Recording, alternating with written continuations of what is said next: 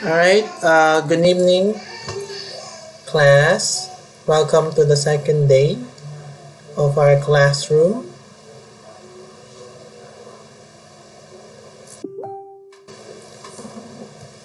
Let me check if you hear me.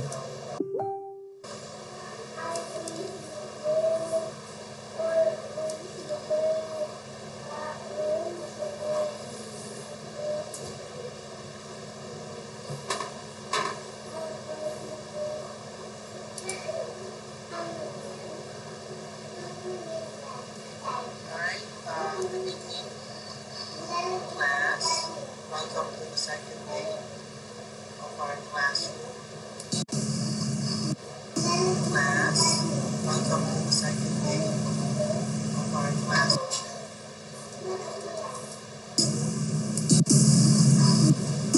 Class. Welcome to the second day of our class.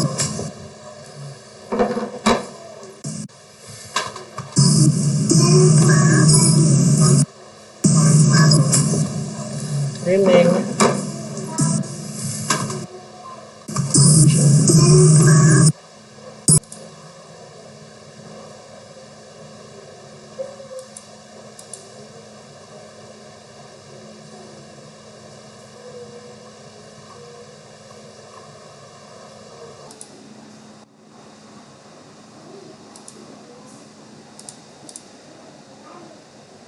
Good evening. Can you hear me on your end?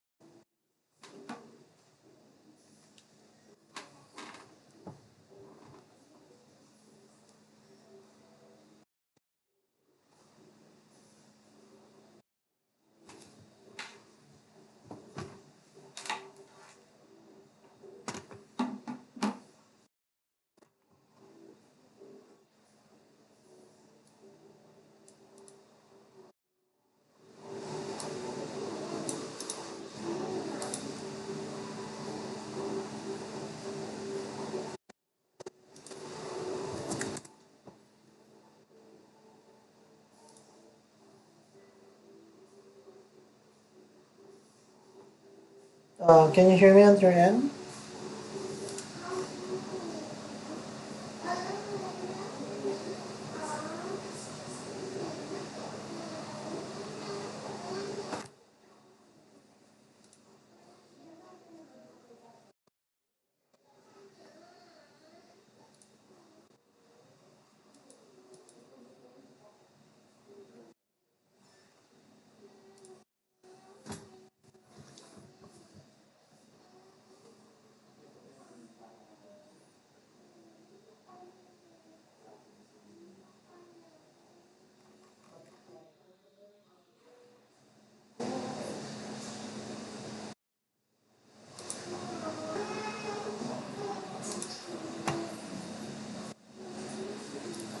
Wait lang, ayusin lang natin yung connection.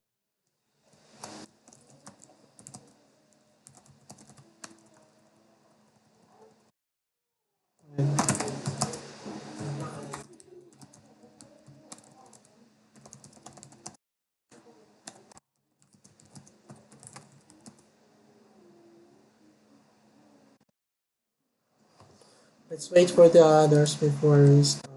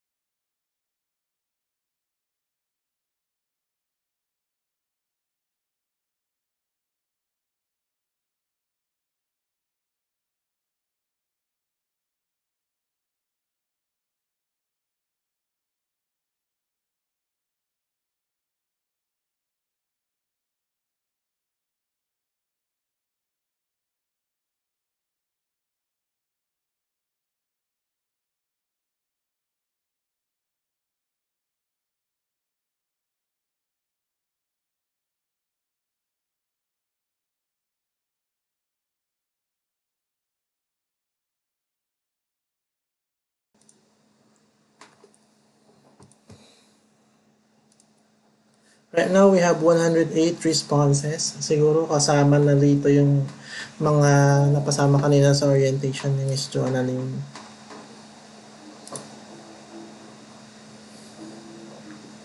Okay. Just turning off the phone.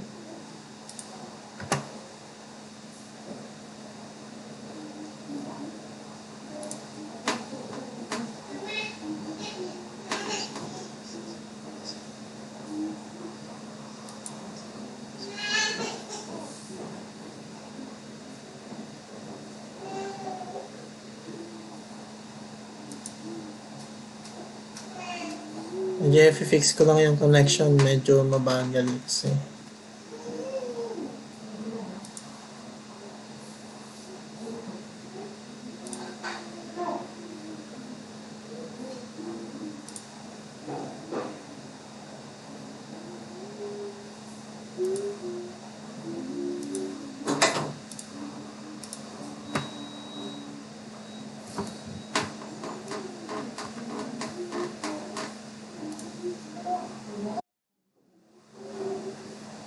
Good evening.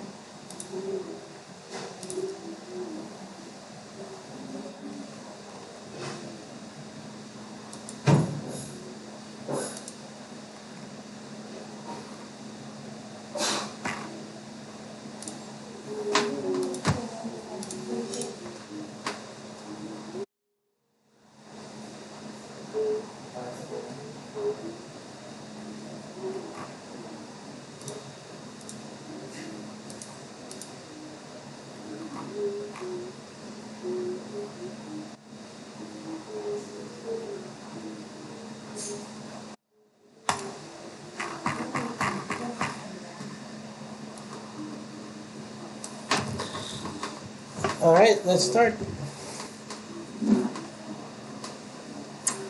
Oh.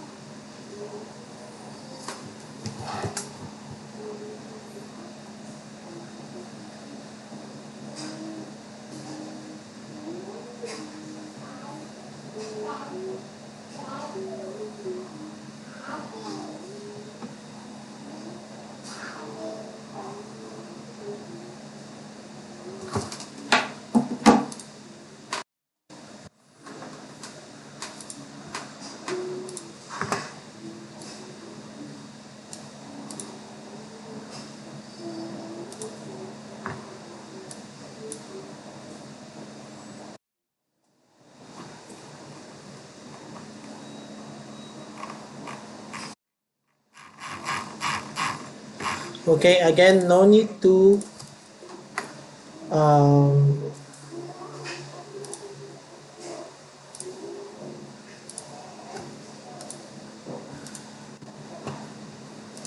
no need to say present. Just fill up this form.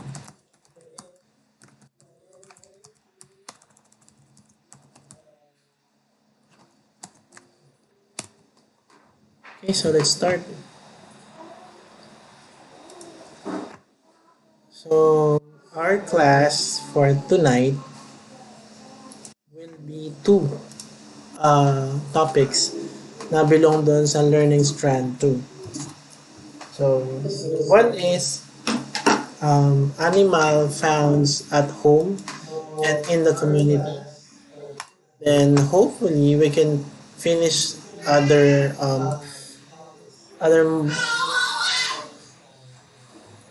topics, which is aquatic and man-made ecosystem. Okay. Right, so let's start.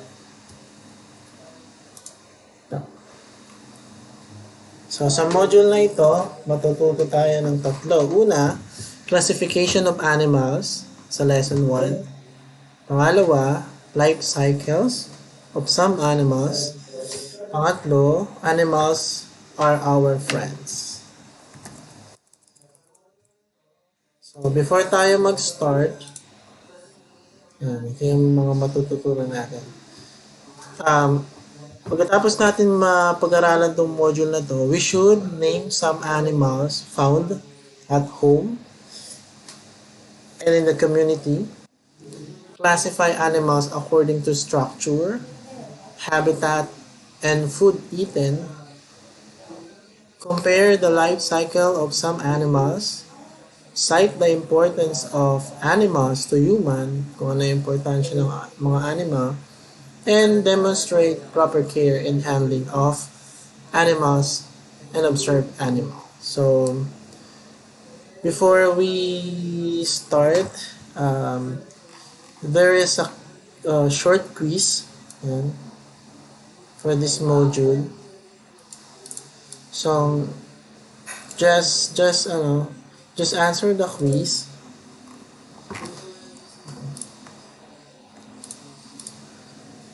on your end, and I will give you until 10 to answer this. And after that, go back to this chat, to this live, and we're going to discuss the module. So make it quick.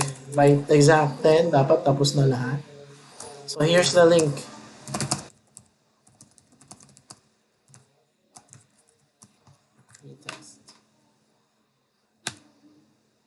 Okay?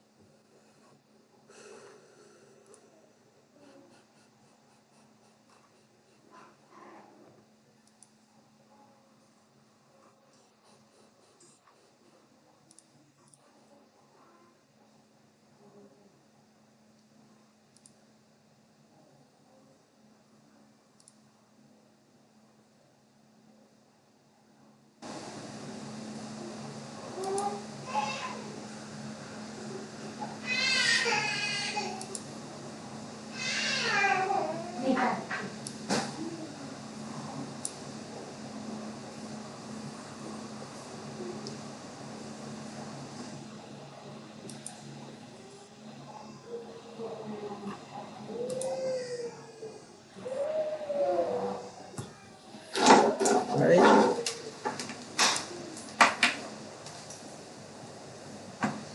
No need to add your name. Yan.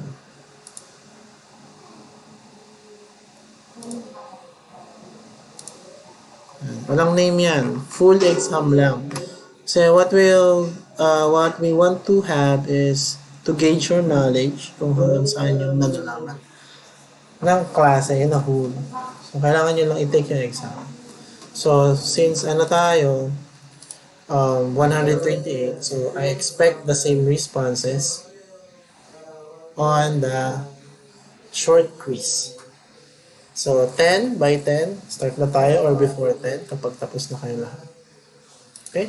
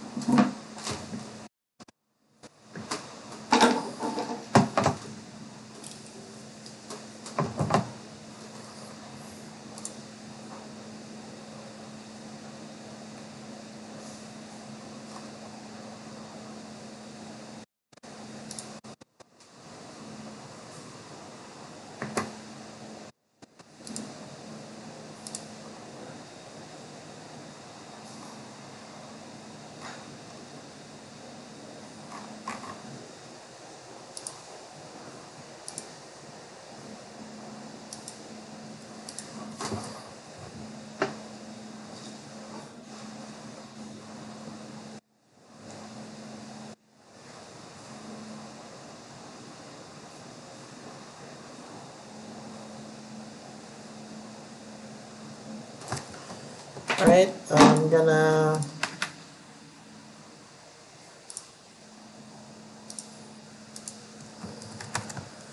the exact link niya.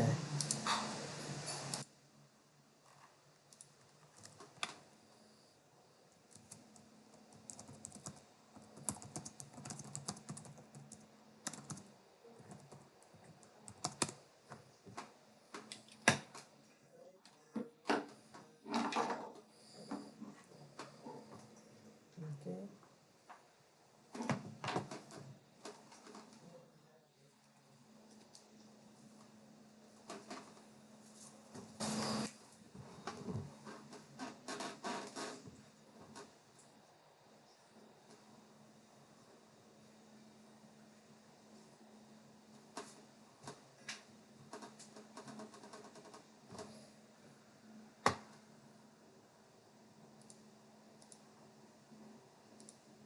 So I have 15 responses on my end. Yung attendance po, nasa taas ng link.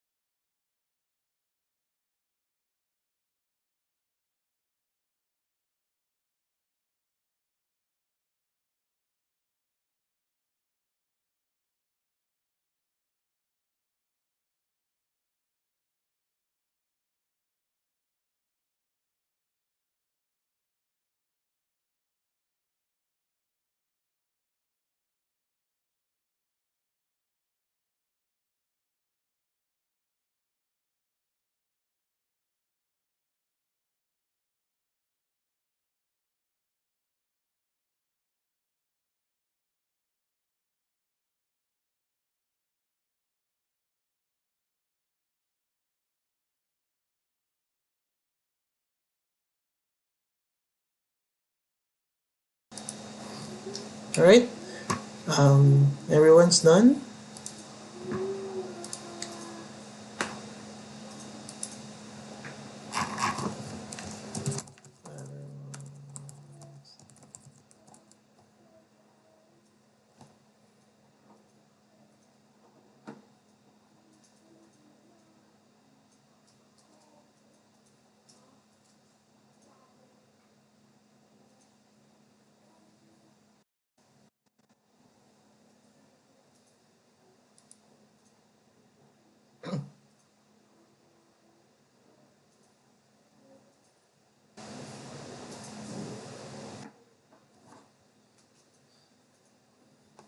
Okay. Done.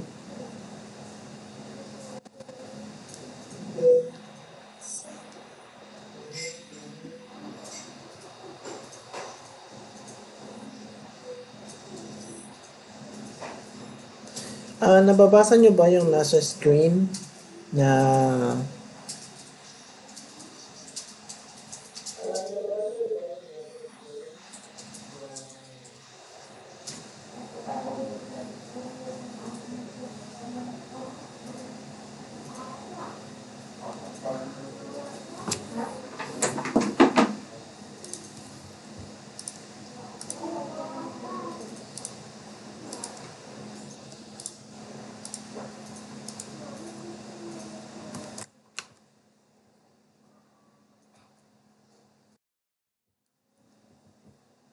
okay,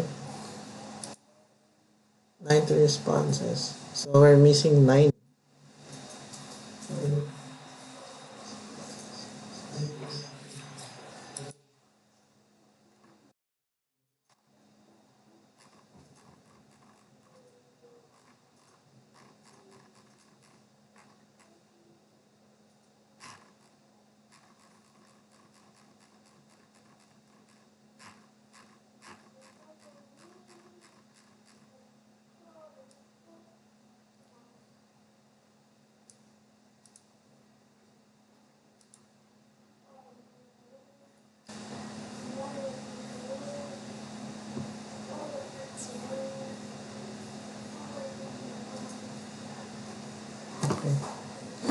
Yung mga malabo, ang problema niyan is yung internet connection mo, probably.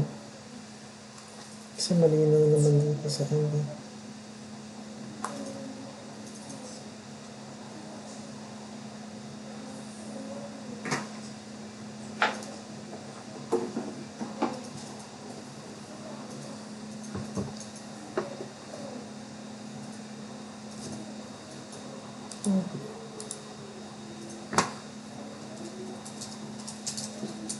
Walang salamin. Okay. Don't worry, i-discuss ko naman yan. For projection lang. Meron bang naka-perfect sa inyo?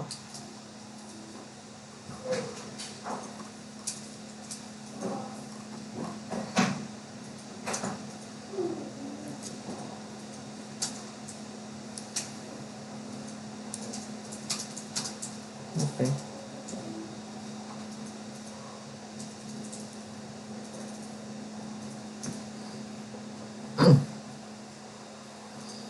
Alright.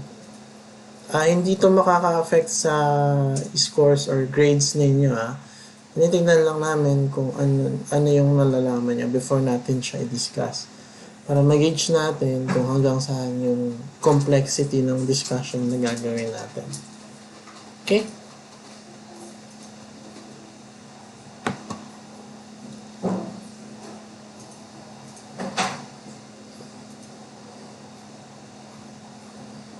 Alright.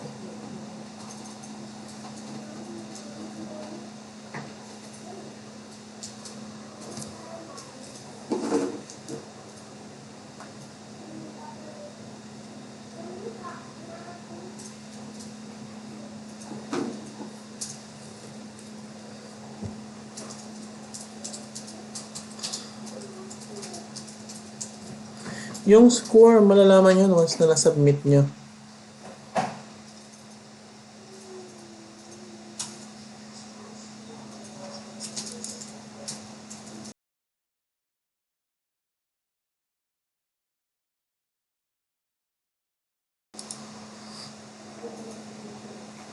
Pang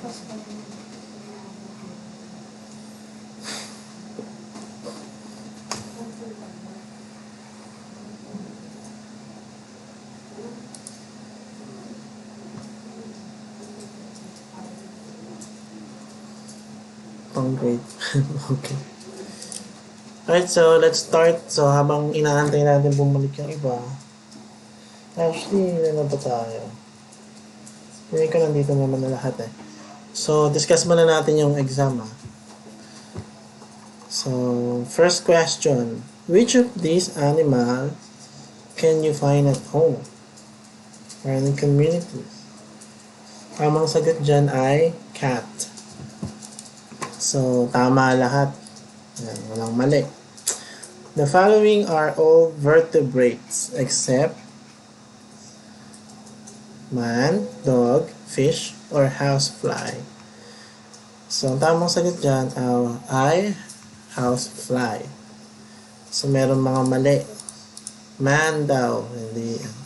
Sinabing vertebrates, merong backbone. So, ang man ba may backbone? Oo. Ang dog, meron. Ang fish ba? Meron. Sabi, all vertebrates except yung housefly. May backbone ba yun? Wala. Number 3. Which is not an invertebrate. So, tamang sagot dyan, whale. Pag sinabing invertebrate, siyempre, kabaliktaran ng vertebrate. So, walang backbone. Ang sabi, not an invertebrate. So, jellyfish, may backbone ba? Wala, di ba? So, invertebrate siya. Shrimp, may backbone ba? Wala. Octopus, wala backbone yun. Sino lang may backbone? Ang whale. So, ang whale ay vertebrate. Sabi dito, not an invertebrate.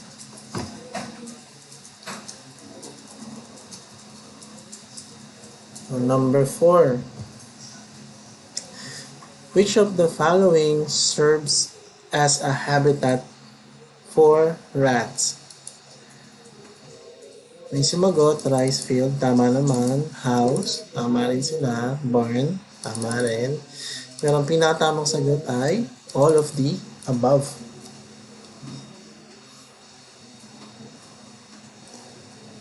So, lahat yun pwedeng habitat ng rats.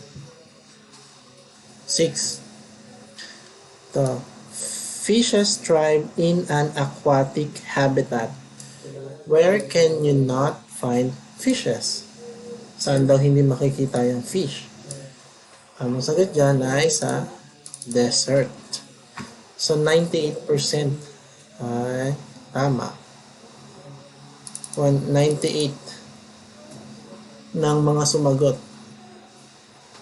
Tama. So, which of the following is herbivore? Pag sinabing herbivore, kumakain ng halaman. O halaman lang ang kinakain niya. So, letter A, elephant. B, man. C, snake. D, chicken. Tamang sagot dyan, elephant. Okay? So, dito naman. Which of the following is carnivore? Sinabing carnivore, kumakain ng karne.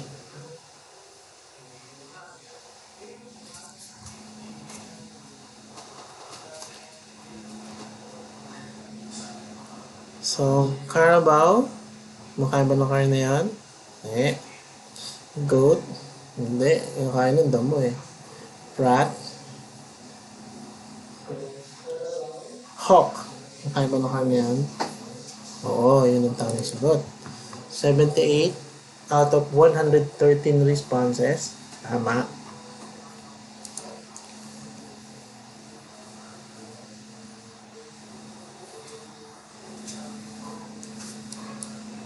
So below are pictures of the stages of the life cycle of a mosquito. Which of the following choices correctly responds to the stage shown in the picture above? So may mga picture yan eh. Ang tamang sagot doon ay eggs. So, animals are important because ano, they are sources of food, tama. They serve as sources of income, pwede. Kung nag-alaga ka ng baboy, pwede mo ibenta. They help people carry out their tasks, mga kalabaw. Ang pinatamang sagot, all of the above. Which statement shows proper handling and care of animals? Yan. Feed your animal only once a week. Give your animals food and fresh, clean water daily. Ang sabi kasi dito, proper handling. Tama naman yung bring your pet to veterinarian every 5 years, pero not necessary yun. Hindi mo rin siya dapat ikinukulong. Ang pinatamang sagot dyan ay B. So, based sa result, lahat naman, marami naman sa inyo ang positive naman yung result. So, medyo hindi kayo mahihirapan sa module na to. So, let's start. So, again, what's in this module? Classification of animals. Ano yung mga classifications nila? Life cycles of some animals. And animals are our friends. So, listen carefully. No more chatting muna. Yan. Mamaya na kayo mag-attendance. So, focus muna kayo sa discussion natin. So, skip na natin to. Tapos na tayo dito. Ito, lesson number 1. Classification of animals. Yan. Kapag tumingin ka sa paligid mo, marami kang makikitang mga animals. Belong to the same group or they're separated. Dito sa lesson na to, malalaman natin kung paano sila kinogroup. Ito, nakakita na ba kayo ng alagang hayop? At naman sa inyo, nakakita na eh. Ano ba yung physical appearance nila? Ano na yan? Skip na natin itong part na to. Ano yung tricks na nagagawa nila? Yung aso, pwede mong utusan, mga ganun. Hindi naman yung utusan na magsaing mo. Pero, napapasunod mo siya. How do you care for your pet? Ito, sa picture na to, can you identify 10 of the following animals which may not be found in your home or in your community? Name them. Ano-ano daw yung mga animals na hindi makikita sa community o hindi dapat makita sa bahay ninyo or community. So, pwede nyo bang i-chat?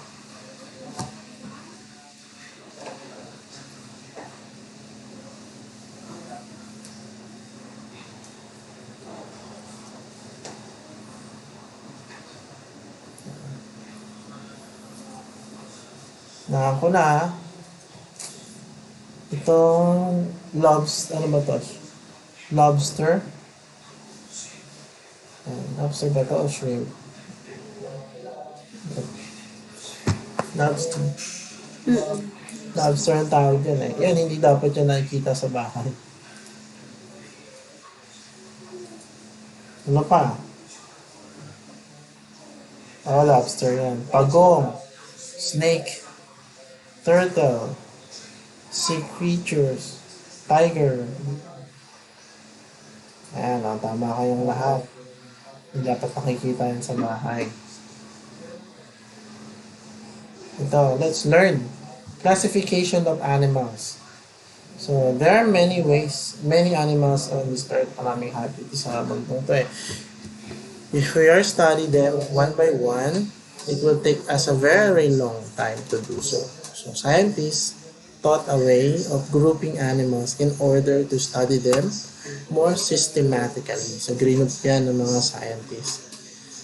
One way of grouping animals is according to structures. Based on classifications, there are two types of animals.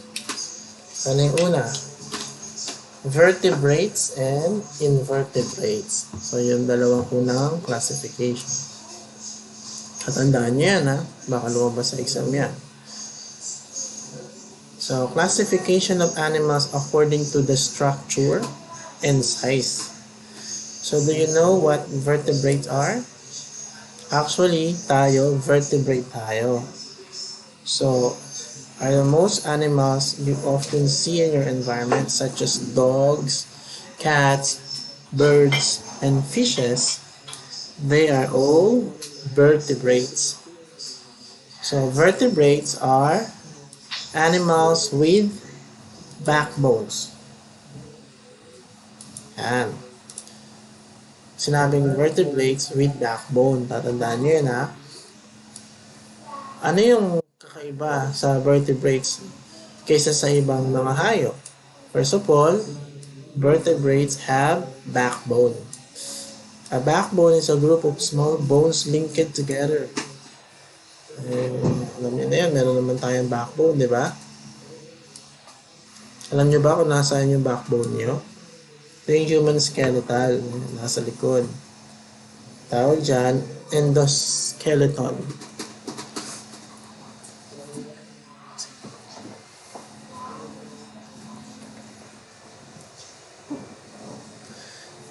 And the backbone is a part of internal skeleton called endoskeleton. So,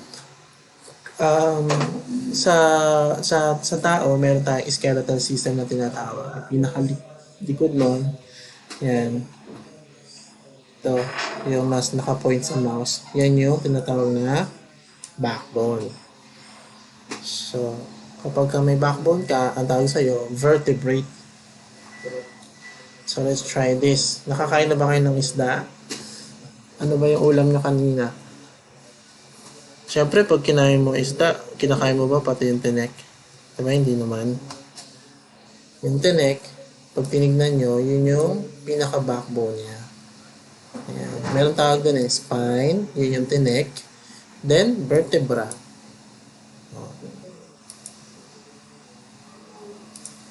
Okay. The column of bones that you see in the back is in the backbone. It also known as vertebral or spinal column. Diba kapag sa tao, yung sa likod, ang tawag is spinal cord? Ang tawag doon is either spinal column or vertebral. So the bumps along the backbone from which spine sticks out are the vertebrae. The number of vertebrae corresponds to the number of pairs of spine found along the backbone. Tinry nyo na ba bilangin yung backbone nyo sa likod? Siyempre hindi. Pero makikita nyo yan pag nagpa-x-ray kayo. Pero hindi kompleto.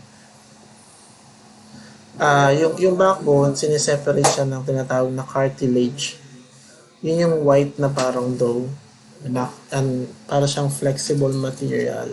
Kaya ka nakakayuko, pag yuyuko ka, yan, tapos tatayo ka, yung spinal cord mo sa likod, umaano yun, nag-e-elast yun. Ito yung mga problema ng may mga osteoporosis kapag mahina yung backbone nila, yung spinal cord nila. So, vertebrates have other characteristics. So, hindi lang may backbone, para maging iba sila sa ibang animals. They have a closed circulatory system as opposed to the open circulatory system of other animals. So, in some insects, for instance, a very simple heart pumps blood out into the tissue of the animal. The blood passes through the tissue and collects again the heart. Isang characteristic ng vertebrates, yung meron silang closed circulatory system. Diba sa atin, yung heart natin yung nagpapump ng blood. So, it's a system Pinapasok niya, pinapaikot niya sa katawan mo, tapos binabalik niya rin. So, it's a system. Sa mga invertebrate, normally wala yun Yun yung kaibahan niya. Then, vertebrates also have a well-developed nervous system. So, kagaya natin.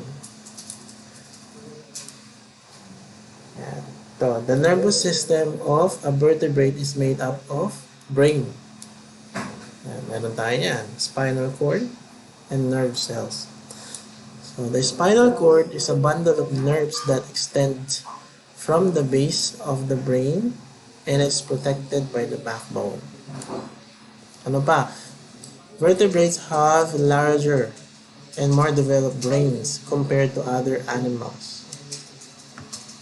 So, mas malaki yung utak ng mga vertebrates. They also have well-developed sense of organs such as eyes and ears. So, let's review. Which among the following animals are vertebrates?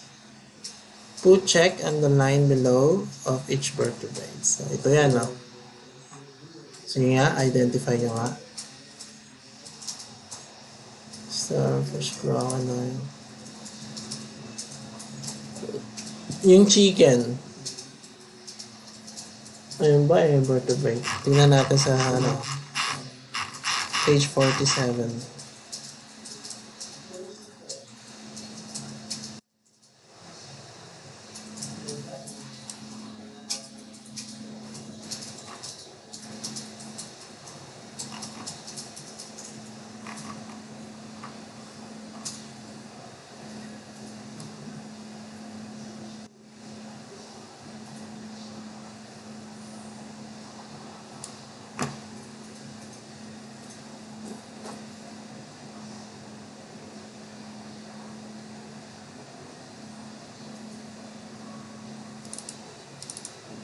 Yan, yung mga vertebrates doon, ito, rooster, whale, cow, rabbit, pigeon, turtle.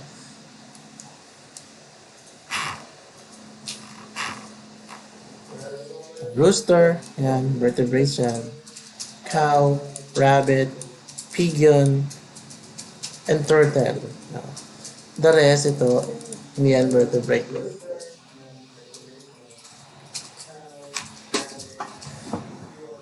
Sorting the vertebrates. You found out that humans, fishes, birds, dogs, frogs, and snakes are all vertebrates. Lahat sila vertebrates, kasama tayo doon. But there is a large group of animals in this further divided into groups. So, meron pang mas malaking tinatawag sila. Thus, we have cold-blooded vertebrates and warm-blooded vertebrates. So, saan kayo kabilang doon? Kasi di ba grinop sa dalawa? Una, vertebrates, saka invertebrates. Tapos sa vertebrates, meron pang dalawang group yan. Isang cold-blooded vertebrates, saka warm-blooded vertebrates. Alamin natin, ano ba yung cold-blooded vertebrates? Ang tawag sa kanila, ectothermic. Their body temperature changes with the temperature of their environment. Ayan yung cold-blooded, That's when the environment is cold, these vertebrates become cool. Pag malamig daw, nagiging malamig tayo. I mean, yung cold-blooded. Kapag mainit, nagiging mainit din. Yan, so, cold-blooded vertebrates included fishes, amphibians, and reptiles. So, fishes are vertebrates that live in water. They breathe through their gills, as shows as the picture, yan. Eel, nakita na ba kayo ng eel?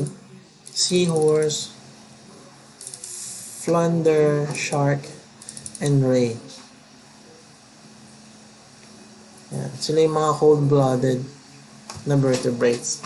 Kasi nag-change yung temperature nila base sa environment nila.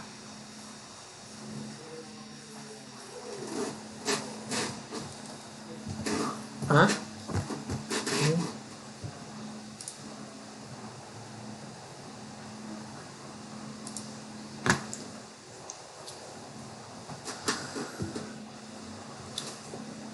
Meron din tinatawag na reptiles.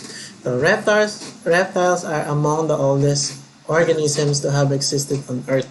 So, yung pinakamatanda. In fact, scientists believe that reptiles were the first animals on Earth. Dinosaurs that lived millions of years ago were reptiles. So reptiles have dry, scaly skin. Because of this property, their bodies do not dry out run fast as the body of their other cold-blooded invertebrates. So reptiles are divided into four groups. Merong snake, turtle, crocodile, and lizard.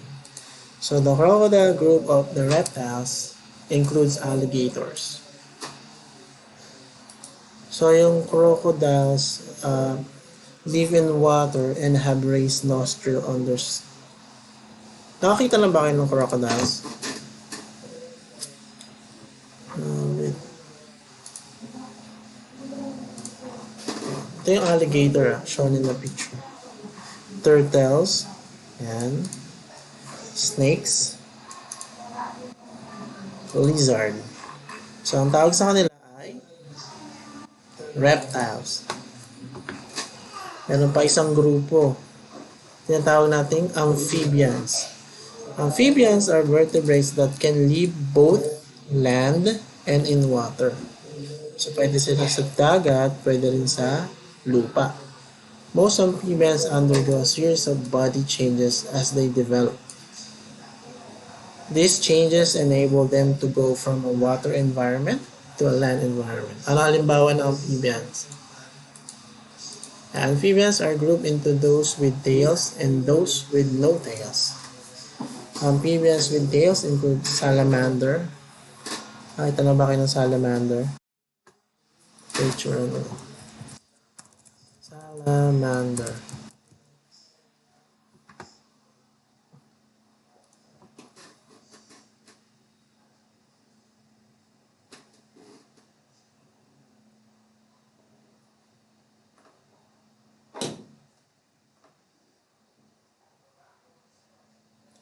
Ayan yung salamander.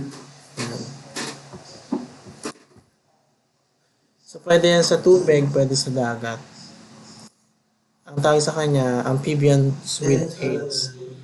So, yung without tails, yun yung mga frogs and toads. Salamander, may ano yan. Buntot. Ito toads. Ayan. So, mga walang buntot. Amphibians ang tawag sa kanila. So, let's try. Can you tell the difference between a frog and a toad? Which of the two animals below is a frog? And which is a toad? Alin dyan yung frog? Alin dyan yung toad? Makita nyo na, ito yung toad. So, ito yung toad. And ito yung frog. And the animal on the right is frog. And the animal on the left is toad. Frogs have smooth, moist skin and live in or around water. So, nasa tubig lang siya. Toads, on the other hand, have dry, bumpy skin and live on land and return to the water only to reproduce. Yung toad, medyo hindi basa yung ano niya, yung skin niya. Tapos matigas.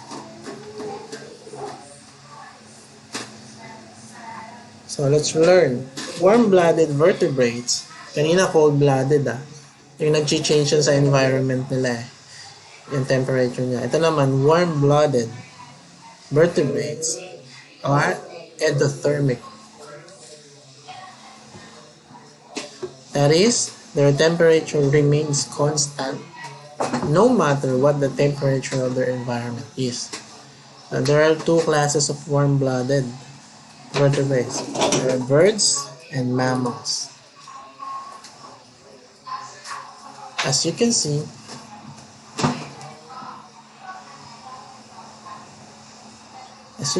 from the following pictures, these classes of vertebrates are among those that we have commonly used.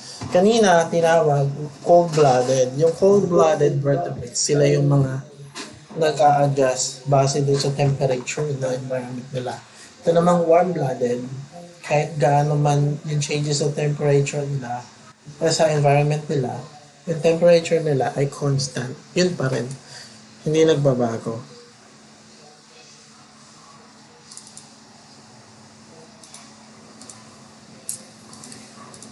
May nagtanong sa Sicilians. Saan daw ba belongs yung Sicilians?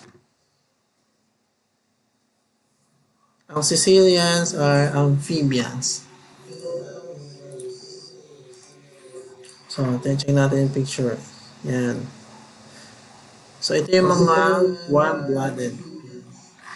So, constant pa rin yung temperature nila. Yun yung bat, leopard, seagull, ostrich, porpoise, then human. So, tayo, saan tayo kabilang? Pakilagay nyo nga yung sagot nyo sa chat. Saan tayo kabilang? Sa cold-blooded vertebrates or sa warm-blooded vertebrates?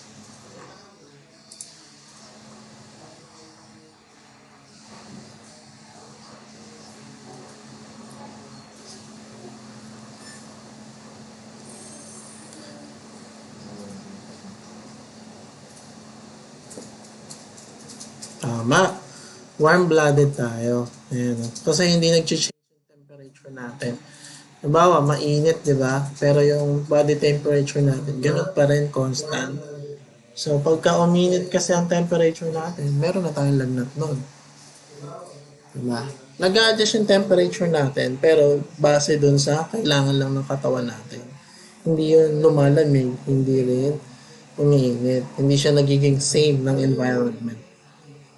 Normally, kabaliktaran nga kapag mainit, yung paligid, yung temperature ng katawan natin, lumalamig.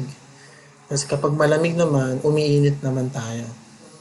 So, ganun normally. Unlike sa cold-blooded, kapag malamig, nagiging malamig din sila.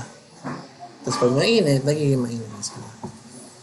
Okay? So, tama kayo sa mga sagot niyo. Warm blood tayo. Ito, birds. Ito rin, category rin ng mga animals. Birds are egg-laying vertebrates whose bodies are covered with feathers and those forelimbs have been modified into wings. Birds' eggs have hard shell unlike those of snakes, turtles, and lizards. So yung itlog ng birds are matitigas unlike dun sa snake, turtle, sa lizard, medyo malambot. Nakakita na ba kayo ng itlog ng turtle? Turtle egg. Malambot lang yun eh. Ayan o. Ayan. Malambot yan. Hindi kagaya ng itlog ng birds. Yung itlog ng manok. Bird yung manok, diba? Yan, matigas. Ginagawa nga natin yan eh. Prito sa umaga eh. And their bones are hollow and light. So, yung bone ng bird is magaan lang. Tsaka hindi ganong makapal. Which makes them easier to fly. Kasi lumilipad sila eh. So, ito yung mga sample ng birds. Flicker, downy. Bird pala yung downy, no? Akala ko ano. Search natin ah. Akala ko downy na ganyan eh.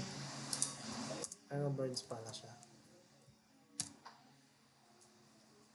Ayan. Ayan yung downy na bird. Woodpecker. Yung tumutok-tok sa ano. Tok.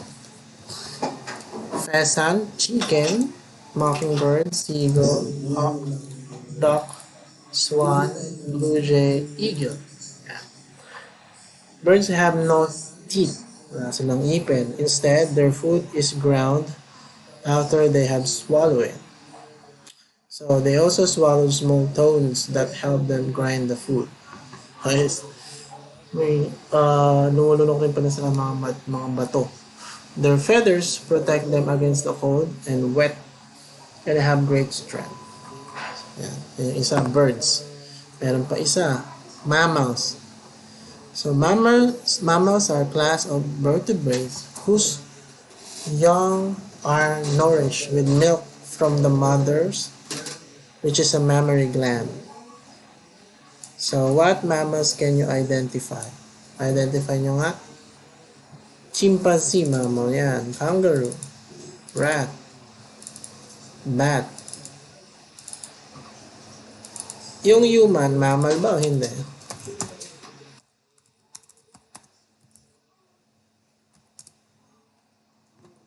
Yan. Humans are mammals. So, mammal tayo. So, mammals are divided into three groups.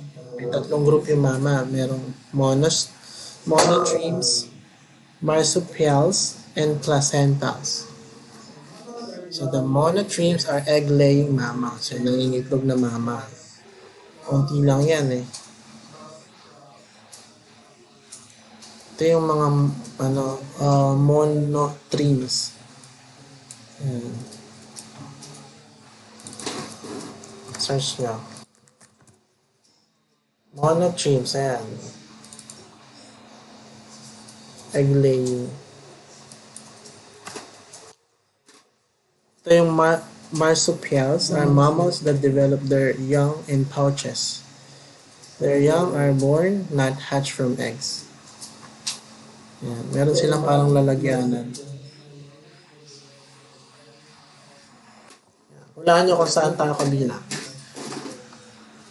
Sa placentals. Yan. Diba nga pag lumabas ka, ang tawag dun sa kasama mo is inunan. Yan yung placenta eh. Okay.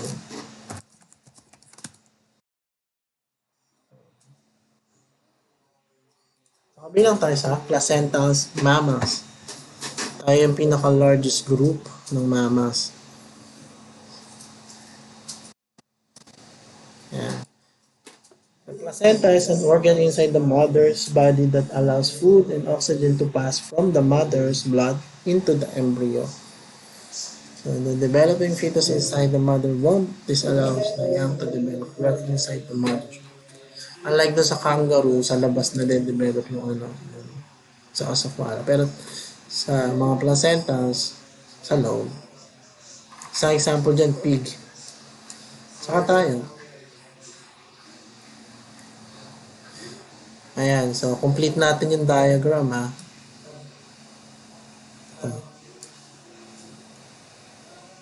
Vertebrates, meron dalawang uri yan. Yung cold-blooded vertebrates, saka warm-blooded vertebrates. Ano yung sumunod sa cold-blooded? Sabi ko na sa inyo.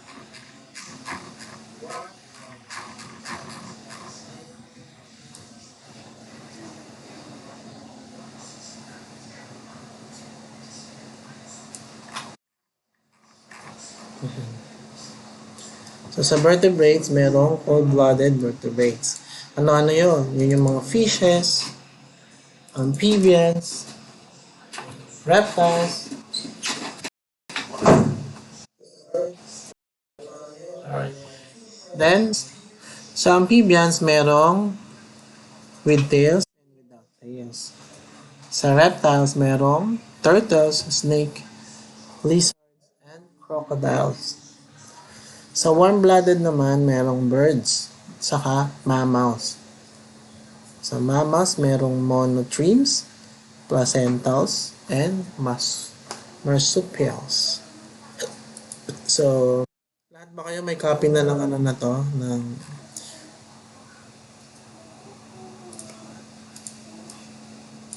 module na to. So, later on, sisend ko ulit. So, move forward tayo. Tapos na tayo sa vertebrates. So, ano na susunod? Yung tinatawag na invertebrates. So, based on what you learn about vertebrates, can you tell me what invertebrates are? So, invertebrates are animals without backbone. So, wala silang backbone. An example nun, crabs, spiders, insects. Included sila sa group na to. So, invertebrates do not have any bones. Wala silang buto. Most invertebrates don't even have hard coverings. So, their body are soft, inside and out. So, some common invertebrates are shown below. Ito yung mga sample. Clams. Nakakita na ba kayo ng clams? Earthworm. Mga uod. Crayfish, sea star, o starfish. Parehas lang, di ba? Kaya ba yung sea star sa starfish?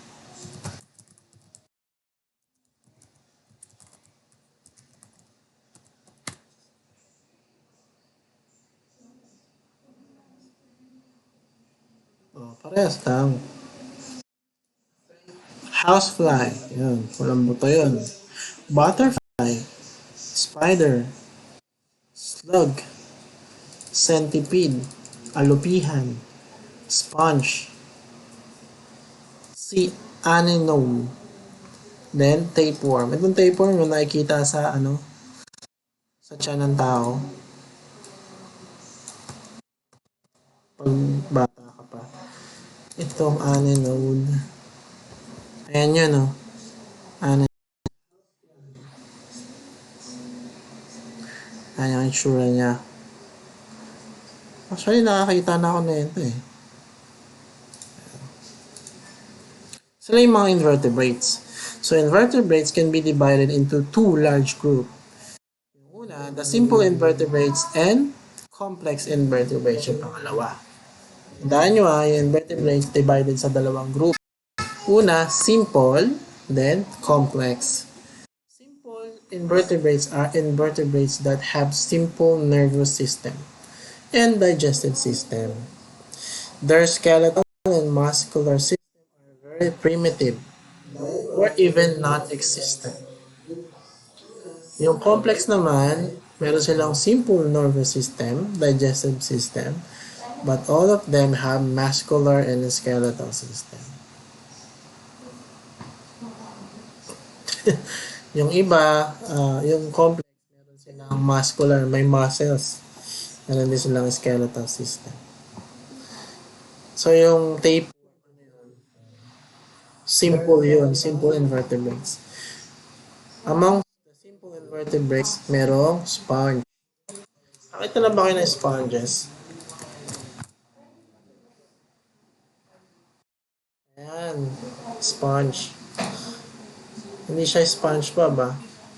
Ayan, sponge yan. Sea sponge. Ayan.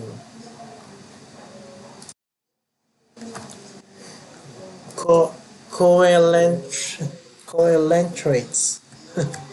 Ano, banggitin, di ba?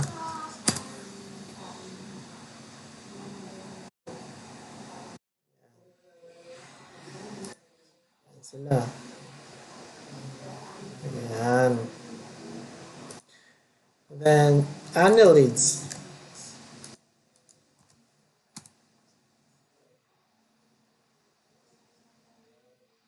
Ayan yung mga annelids. Then, flatworms and roundworms. So, did you know that the sponge you use for bathing and washing is actually an animal? It is a simple invertebrate that is made up of many cells. Look at the picture of the sponge below. Sponges are found underwater. They live attached to rocks and other objects, and do not move from place to place. So, hindi sila nakakagalaw. Despite the absence of mobility, they are able to get food to eat. How do they do this? So, yun yung sponge kahit na hindi sila nakakagalaw, meron pa rin silang ability para makakain. Kita niyo yun? Diba? Pero kayo, kompleto, diba? Nakakagalaw kayo. So, what more pa kung ipasa ninyo yung examination ninyo? Diba? Makes sense. So, paano sila nakakakain? Ayan, meron silang, ayan yung mga parts nila. Sponges are made of two layers of cell around a central cavity. The outer layer is the epidermis, which contains of many pores. The inner layer is made up of collar cells that have whip-like flagella that way back and forth.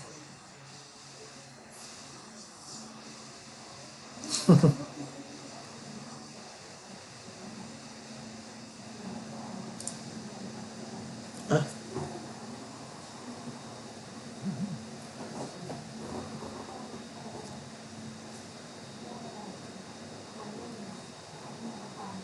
Ayan. So, yun yung mga gumagalaw Kaya yun yung nanguhuli ng pagkain nila. So, hindi sila nakakagalaw, pero nakakakain pa rin sila. Coilent traits, ito yung makakabulol eh. Also live underwater, like sponges. However, they are more complex than sponges and have cells that are organized into tissue. So, ano ginagawa nito? Do you know of corals, sea anemones, and jellyfish? Are all coelentrates. Coral, coelentrates daw siya. Ayan. Yung coral reefs. Sila. Ayan yung example, coral, sea anemone, jellyfish. Ano pa isa? Echinoderms are spiny skin invertebrates that live in oceans. Isang example nito yung starfish. Flatworms, ito naman yung may complex structures na. They are simple worms. They have flat bodies. Ito yan, no? Para makita nyo talaga. Flatworms. Ito yung example ng flatworms. Yan. Colorful siya, no? Medyo nakakadigilig.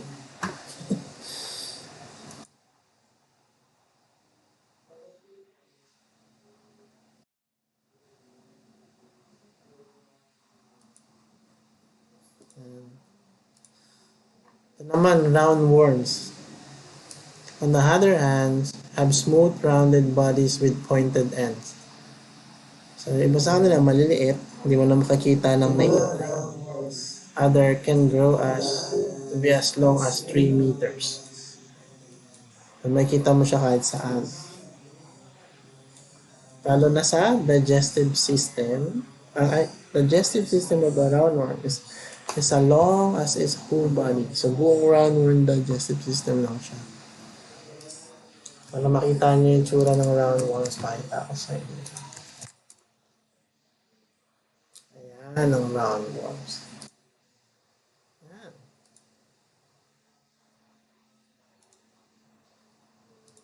Ayan. Medyo kabiri, no?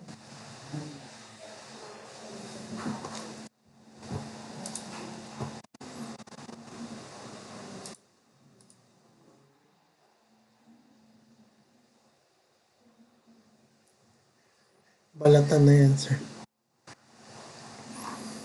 Ayan.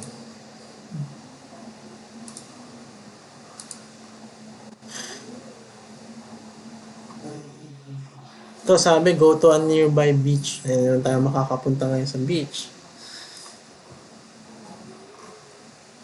Ito, let's learn. Now it's time for us to learn about complex invertebrates. Kanina yung mga pinakita natin, yung mga simple invertebrates. Included is a group of invertebrates are annelids, mollusks, arthropods, and insects. Yun yung mga complex invertebrates. So, annelids, yun yung mga segmented worms. So, kahit hindi ko nabasahin yan, pakita ko na lang sa inyo. Yan, yung mga annelids. Earthworm, leeches. Yung mollusk naman, ito makikita mo sila, medyo delicious daw sila eh. So, yung mga clams, squid, oyster, snail. Yan yung mga mollusk. Medyo complex na yung ano nila, system nila. Pero wala pa rin silang buto. Diba? Unlike sa mga vertebrates. Arthropods, yun yung mga largest group of invertebrates. Sila yung pinakamalaki pala, pinakamarami. Kasi there are almost 1 of million species of arthropods that have been identified so far. Check natin yung mga arthropods. Ayan. Dami nila, di ba?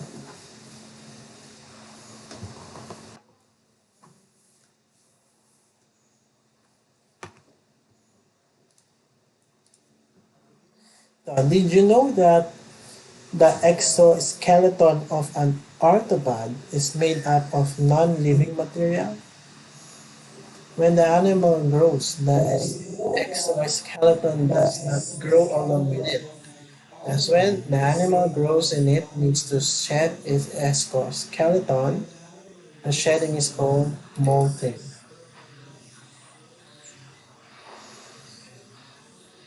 Tapos, aside from arthropods, meron ding insects.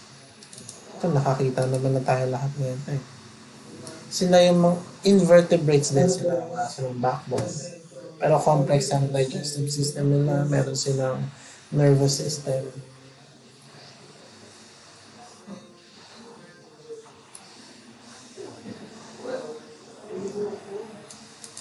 Ito, based on the observation of insects around you, bakit sa tingin nyo marami ang insekto? Chat nyo nga yung sagot niya.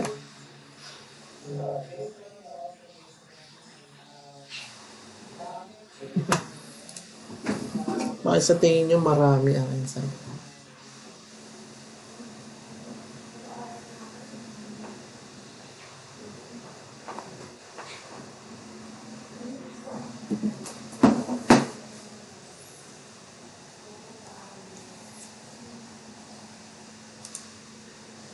Tipaklong, yan.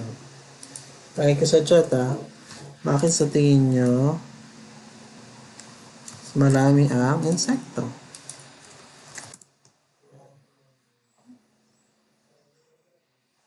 May sagot niyo sa chat.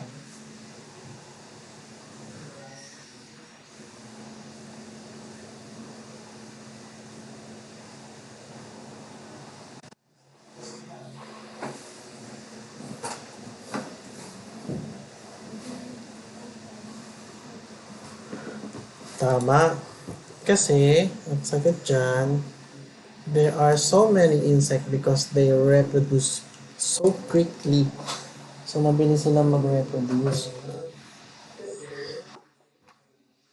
So, a female housefly can lay as many of 100 eggs at a time. So, another possible reason is that insects can thrive in all kinds of environment. So, yun yung mga reasons. Okay, let's learn. The crustacean. A group of arthropods that live in the water, crabs, lobster, and many kind of shrimp including this group. Ito yung picture.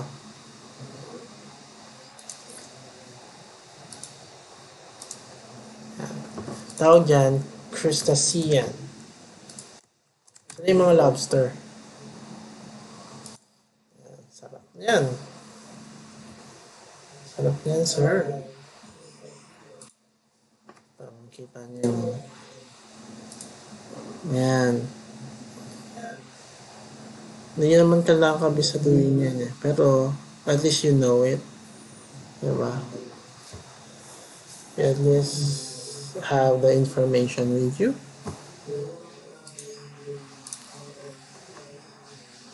Ito. Arachnids.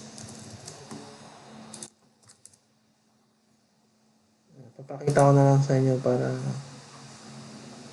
ito naman yung mga spider, tarantula, yan, yung mga arachnids. Yan. Scorpions.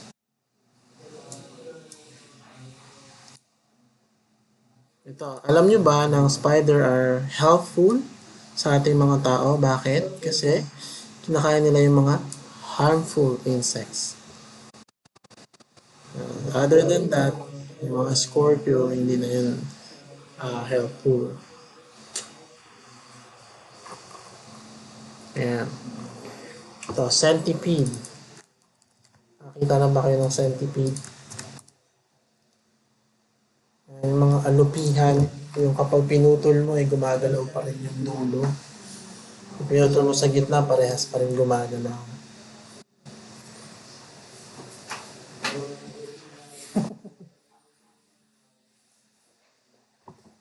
Yan yung mga centipedes. So, para silang mga worm, Pero yung body nila divided into many narrow segments or section. So, bawat section merong legs, merong version na ng antenna and jaws.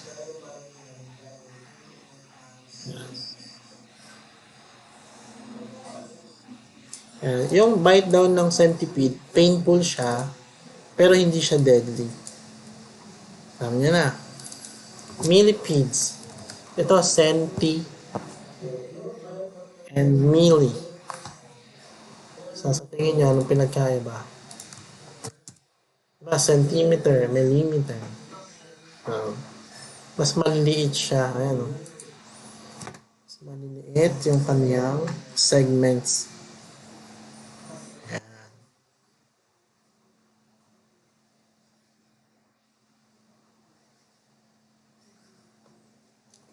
Yan yung mga millipedes. Alright, let's review. Ito.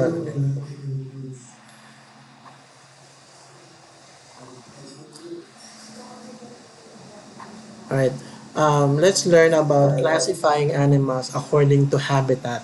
So, kanina, nagka-classify tayo ng animals based dun sa bone structures nila, dun sa appearance nila. Ngayon, according naman sa habitat. So, we can also classify animals according to where they live, kung saan sila nakatira. The place where animal lives is it habitat. So, yung kung saan sila nakatira, ang tawag doon, habitat. So, tayong mga tao, nakatira tayo sa mundo. So, mundo, habitat natin. So, animals can be divided into two groups. Terrestrial animals and aquatic animals. So, sa tingin ko, alam niyo na yan. Terrestrials are animals that live on land. Saan nakatira yung terrestrial? Sa land.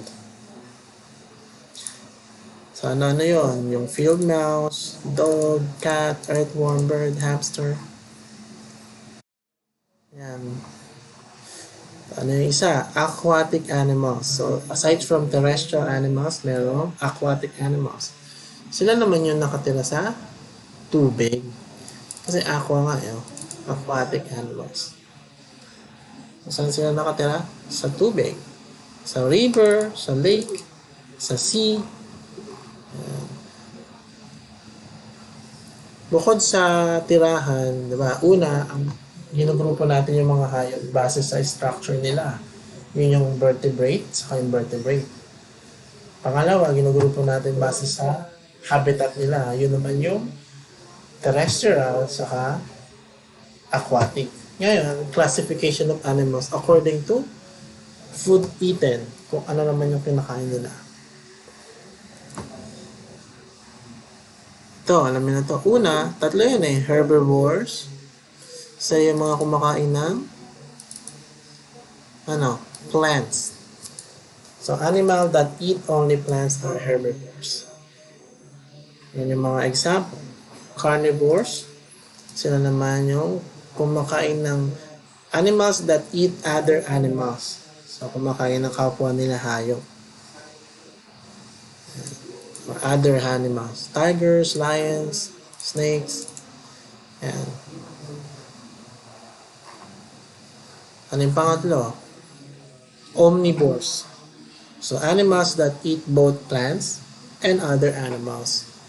Sila yung mga omnivores. Ano yun? Yung daga, pusa, ibon, tao. Yan. Tayo, omnivores. Ito.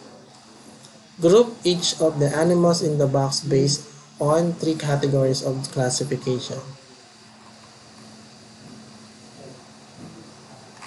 Ayan. Itong cat, ano to?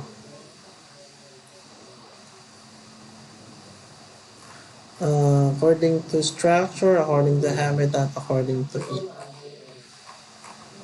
Itong cat, example, ito ay, according to structure, ay vertebrate kasi meron siyang in terms of habitat, according to habitat, ano naman siya? Terrestrial.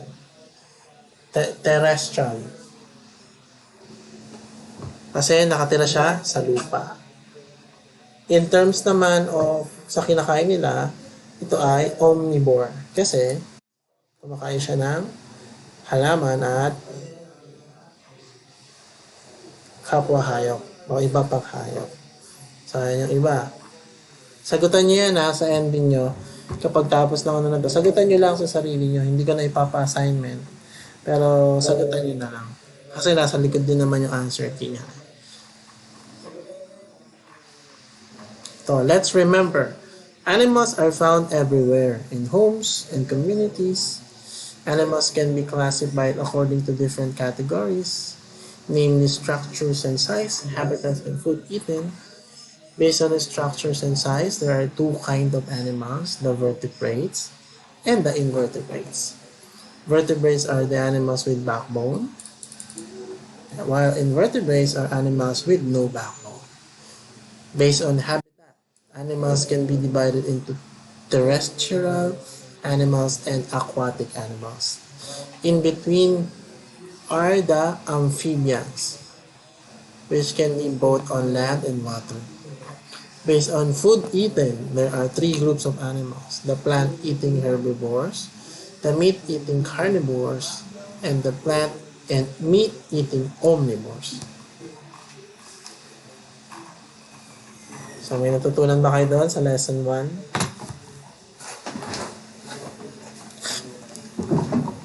Okay.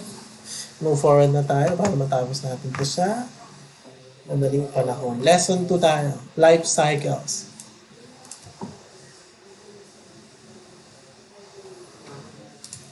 Ayan. Have you seen butterflies hovering from one flower to another? Nakakita na ba kayo ng paru-paro? Lumilipad. Actually, ang ginagawa nun, nangingitlog siya. So, there and more questions will be answered in this lesson.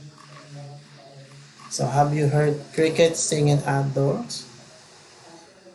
Ano ba yung crickets? Nakarinig na ba kayo ng kumakanta ng crickets? Ayan, tipaklo. Ano ba yung Tagalog? Ayan, kuliglig. Tama. Yung tuwing gabi, naririnig yung shhh. Yun, sa mga puno, tapos di mo makita. Kuliglig pala tawag doon. Kumakanta sila. Ayan. Can you tell a story about this? Sa una, itong dalawa, nag-hatch sila. Then, nangitlog. Tapos, ito na itlog niya. Ano na. So, yan yung tinatawag na life cycle. Ayan. Ito yung nangyari. The male cricket is courting the female cricket. Naliligaw siya. And singing a song and attract the female. You can tell that it is singing because its wings are raised. Nakita na ba kayo ng kumakantang cricket? Singing cricket.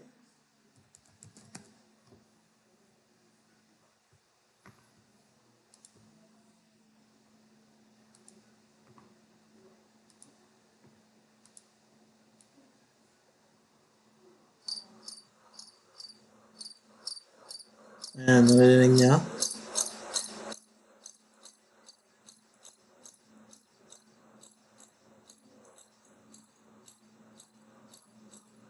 Ayan, narinig niyo? Yan yung singing cricket.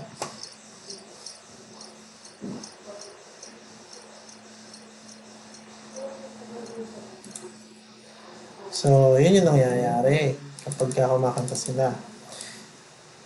You can see that the two crickets have mated and that the female is now laying eggs. Nag-mate sila, kaya naglilay naman ng egg.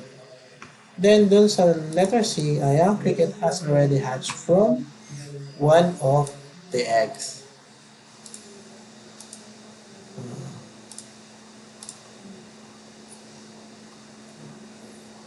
Before we discuss the life cycle of animals, let us first try to understand the concept of reproductions among animals. So, reproduction is a capacity of organism to produce other organism similar to themselves. Ano ba yung reproduction? Yun yung kapasidad natin na mag-produce o kapasidad ng isang organism para mag-produce ng isa pang organism na parehas sa kanyang sarili. An example dyan, yung cat. Nag-give sila ng birth, same as cat. Yung dogs, yung birds, yung human.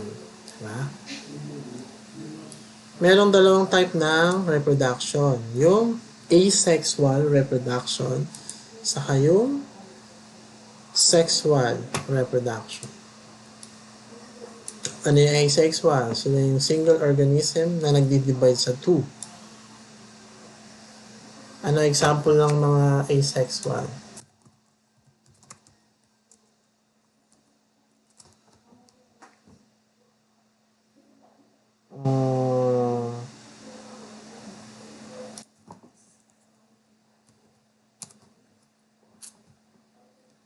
Ito.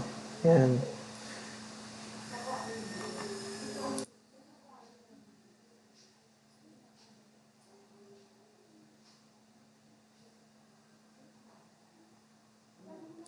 Ayan. Nakahati lang siya actually. Ayan.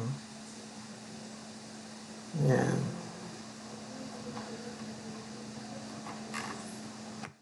Dumadami sila, yung organism na yon without mingling or mating. So, nakahati lang siya. So, puproduce na siya ng iba pang organism. Ito yung example. Planarian regeneration. Ano ba yung planarian?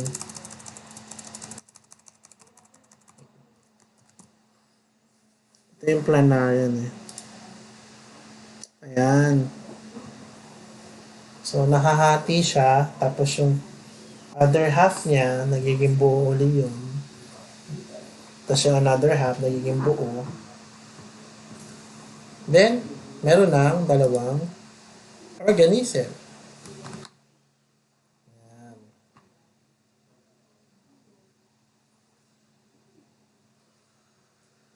Yun yung tinatawag na asexual. Meron naman isa, sexual reproduction. Occurs when two specialized cells meet and join together to form a new cell na tinatawag na zygote.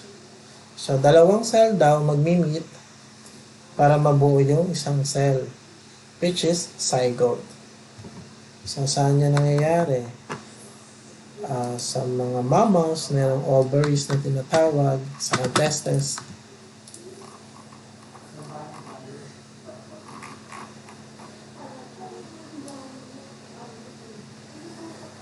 Ayan. Sa ating mga tao, ang tawag sa ang ginagawa is sexual reproduction. Kasi kailangan, hindi naman manganganak ang lalaki ang walang kasamang babae. Kailangan, dalawa yun. Meet yung cell, nagkakaroon ng tinatawag na sexual reproduction. I-gets nyo?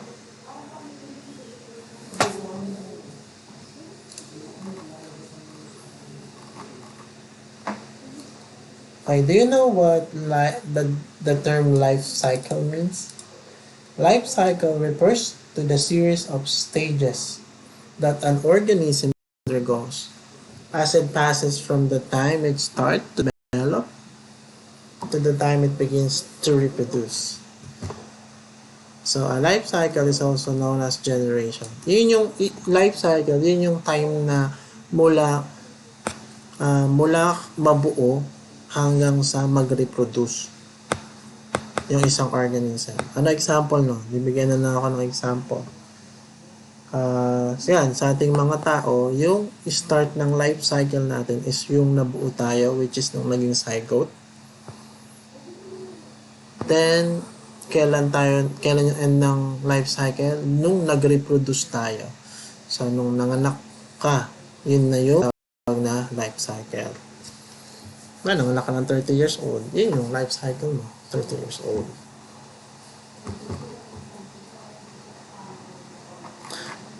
Ano na yan?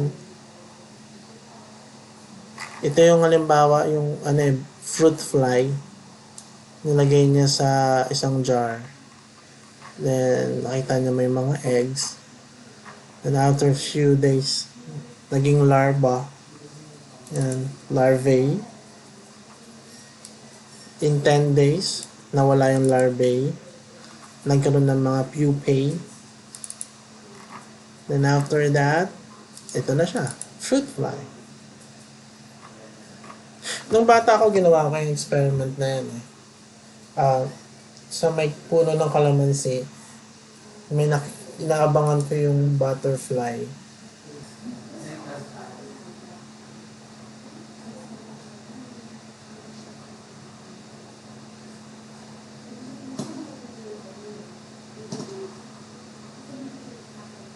Alright, wait lang ah.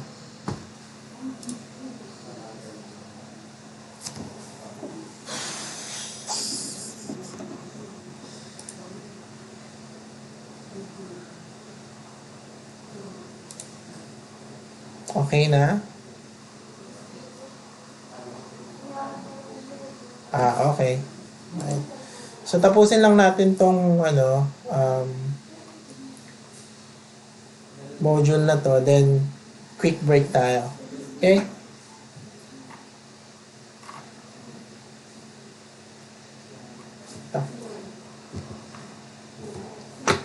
Ito, name tayo ng life stages ng isang animals. Ito, human being. Sinabi ko na sa inyo kanina.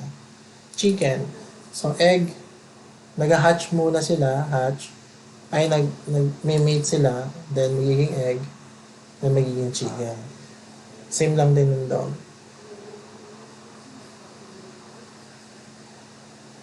Ito. Identify what is being described. Write your answer on the line before the number. The capacity of an organism to produce other organisms similar to itself. Ano tawag doon? Sige nga, sagutin nyo nga.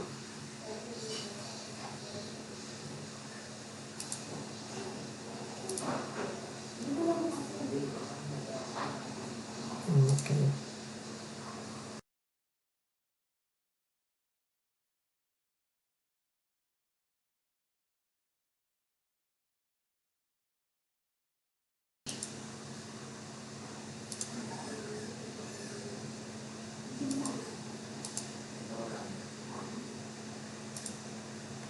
So, ang tamang sagot doon ay reproduction. Wait lang ha.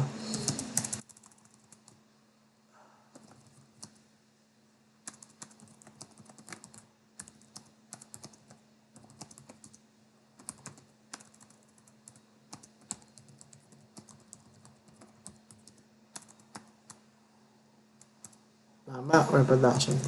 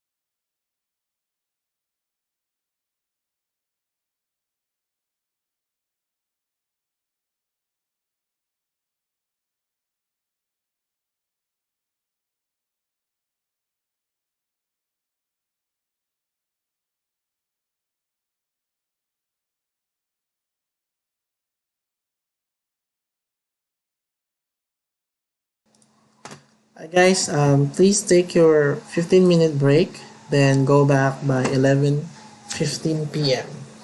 Right? Again, please take your 15-minute break and go back by 11:15 p.m.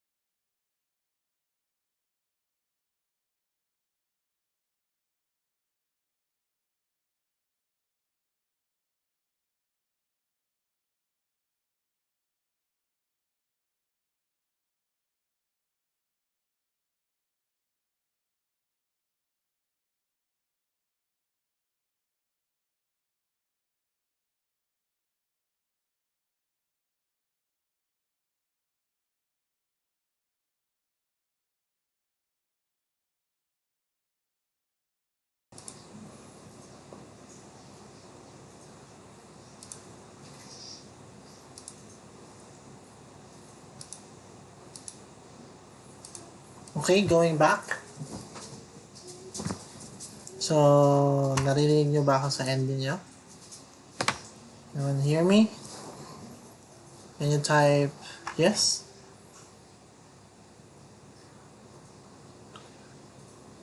Right? Can you hear me on your end?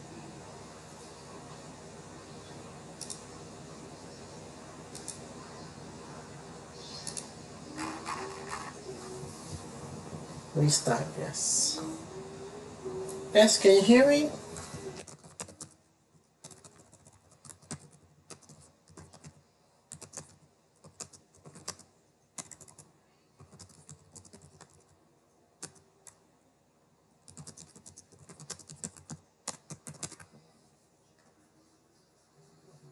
Okay. So, kanina, ang tanong dito, the capacity of an organism to produce other organisms similar to itself, ang sagot dyan ay reproduction. Number 2, a type of asexual reproduction that the hyena undergoes. Ano daw yun? Sige, alamin natin yung sagot sa page 49.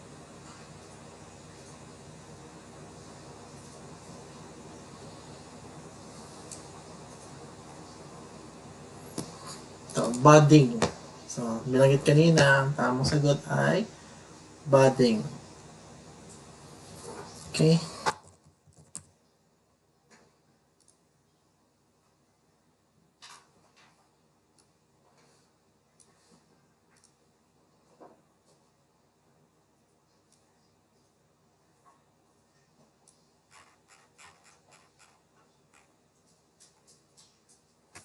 Number 3.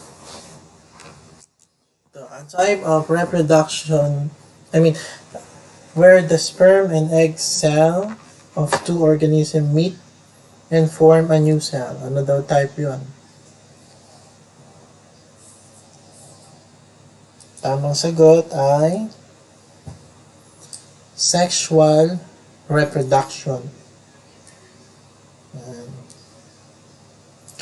Number 4.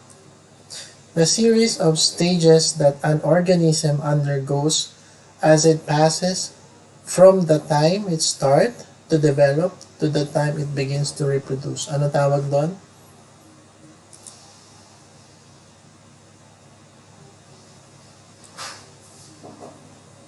Okay.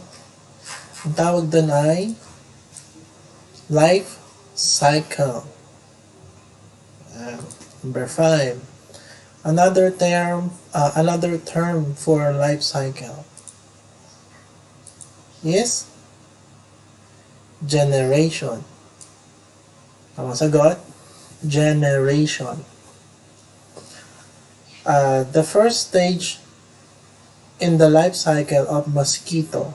Ano na yung first stage doon? Ano yung pinaka-first? Yun ay egg. Number 7, the larva of a frog. Anong tawag doon? Ang tawag doon ay tadpole. Tignan nyo ha. Another name for the larva of a butterfly.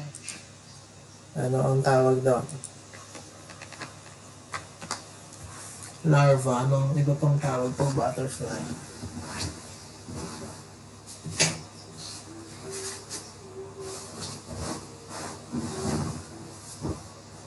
Tawag doon ay caterpillar. So, the site where a tapeworm lay eggs. Kung saan ba sila nag-lay eggs, yung mga tapeworm? Saan? Sa human intestines. So, sa mga tiyan natin. Okay, number 10. The stage where the larva wraps itself in a case. Any stage ng kung saan yung larva, binabalot niya yung sarili niya sa isang case. Ang tawag doon? Pupa. Pupa stage ang tawag doon. So, let's remember Reproduction is the capacity of an organism to produce other organisms similar to itself. Reproduction may either be asexual or sexual. Asexual reproduction is undergone usually by simple animals such as sponges and coelenterate. Sexual reproduction is undergone by more complex animals, including humans. The life cycle of an animal refers to the stages it undergoes as it passes from the time it begins to the time it begins to reproduce. Then last one is the stages in the life cycles of different animals vary. Okay. Sige, anin na natin tong last lesson sa module na ito. So, animals are our friends. So, are there many kinds of animals in your home and in your community? Are they helpful to you and your neighbors? So, sa lesson na to, malalaman natin, maintindihan natin kung gaano ka-importante yung mga animals sa ating mga tao.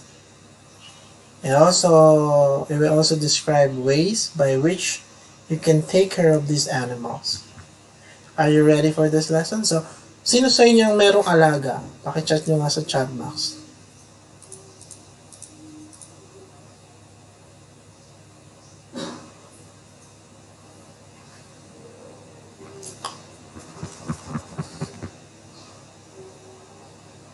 Sige nga, paki-chat nyo sa chat box. Sino sa inyo may mga alagang hayop?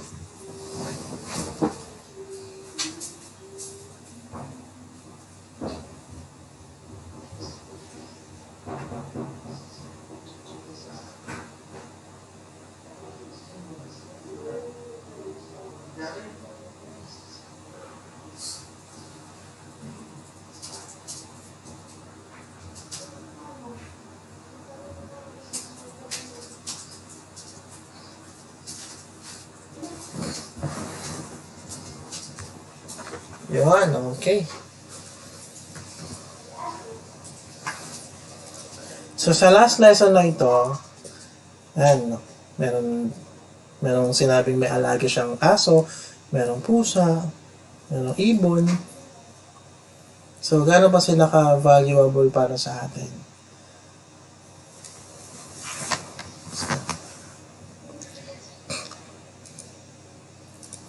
Yan. Sa picture na to, yan, makikita nyo kung paano tayo tinutulungan ng mga animals.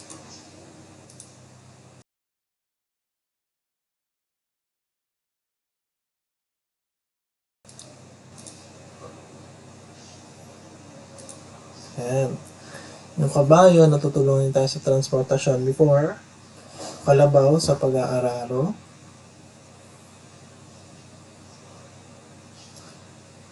Tapos, yung animal, sources siya ng enjoyment. Nakapunta na ba kayo sa zoo?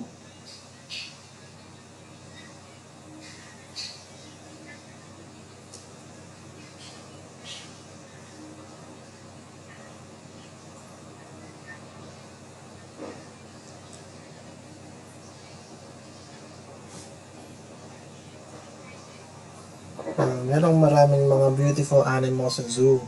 Merong butterflies, birds, dragonflies, cats, dogs, iba't iba pa.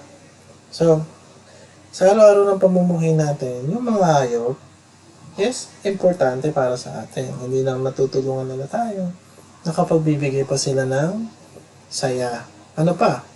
Animals are a source of food. May baboy, nagawang pagkain. Yung baka, may gatas. Yung manok, may itlog. So, source of food din sila. Ano pa? Pwede rin silang income. So, animal serves as a source of income. Then, ibenta. Pwede mong palakihin, tapos ibenta mo. Yung mga mangingisda, nanguhuli ng isda, binibenta nila. So, source of income sila. Ano pa? Animals are our friends. So, kaibigan din natin sila.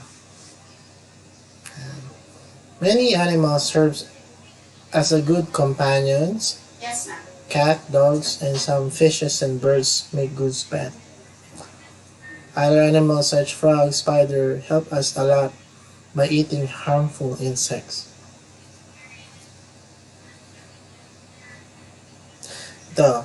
Look at the animal on the picture. Explain niya kung bakit sila importante sa inyo. And, ano to? Worm, butterfly, snake, pig, and goat. Bakit sila importante sa inyo? Tingnan, patingin niyo ako sa mga chat ninyo.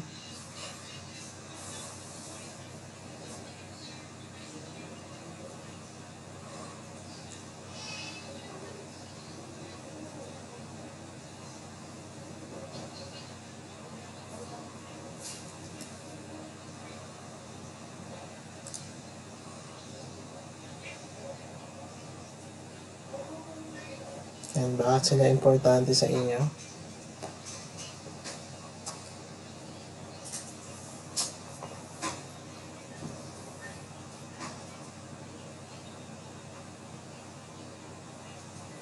And sa akin, halimbawa, yung baboy, importante siya kasi una, source of protein siya. Hindi mo siyang kainin. Tama? Yung butterfly, siguro kasi maganda siya.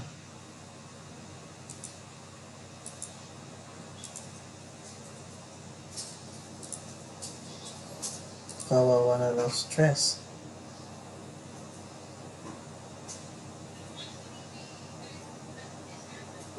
Ayan. Okay.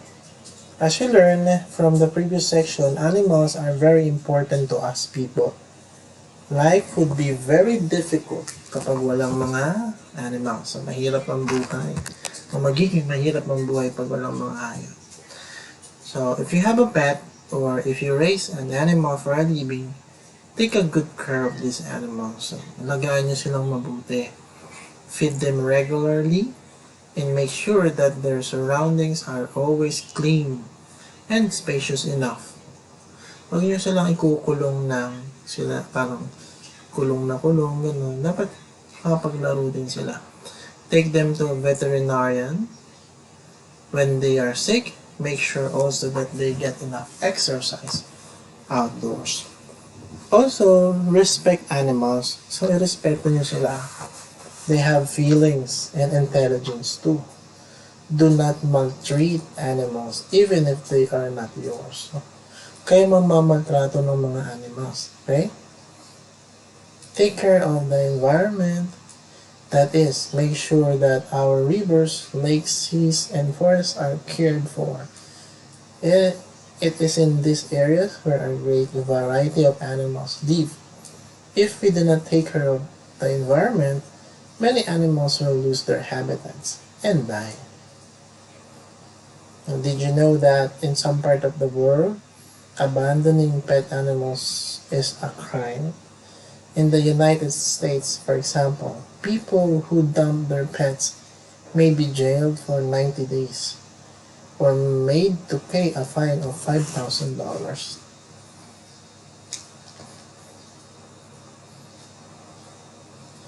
So ito, what have you learned in this lesson? Ito, unang tanong.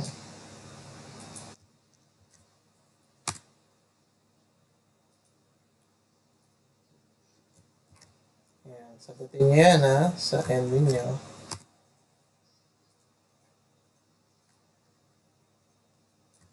Sagutin niyo na lang sa isip ninyo or chat niyo rito.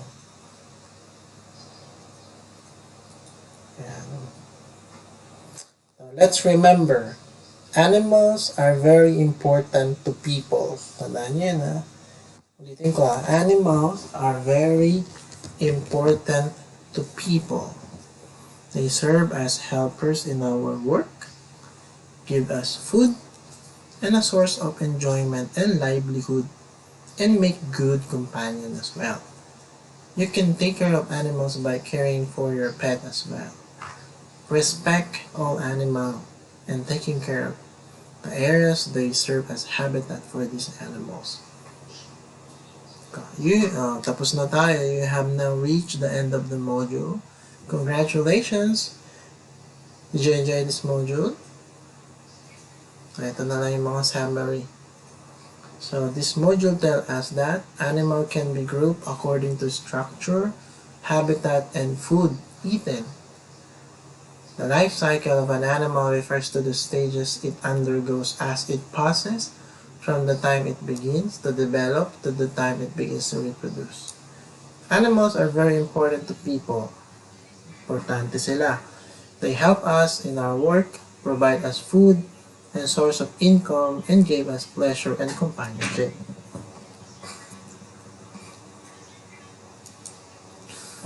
Taking care of animals means caring not just for your own pets, but for all animals. Hindi yung alaga mo lang.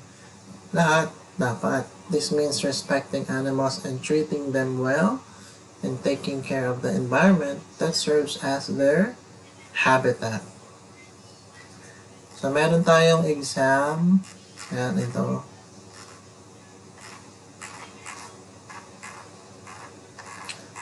Sisend ko yung link sa group ng exam ninyo. Later, sasagutan nyo siya. Ito yung pinaka-assignment ninyo. And, make sure na masagutan nyo siya before 6 p.m. tomorrow. Okay?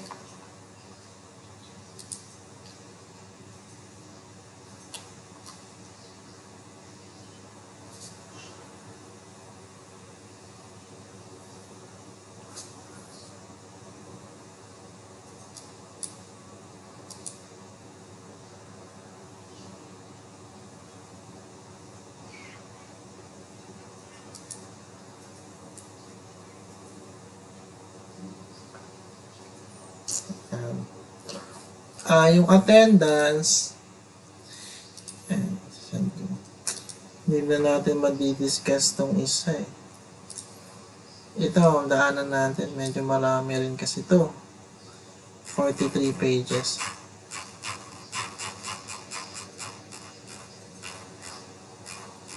Most likely, puro pictures lang naman to.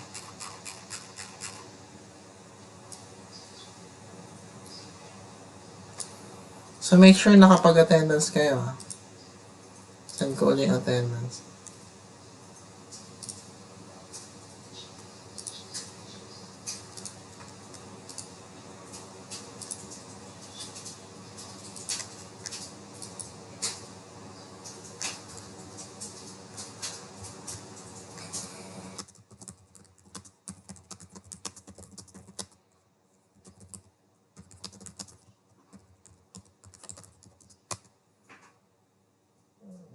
Then, yung assignment will be given, will be posted to our group later. Then, please complete before 6 p.m. tomorrow.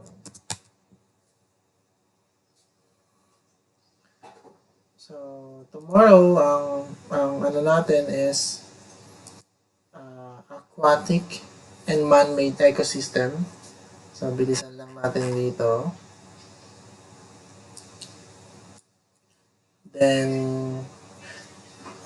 accountancy. Yung sunod na topic. Accounting pala, accounting.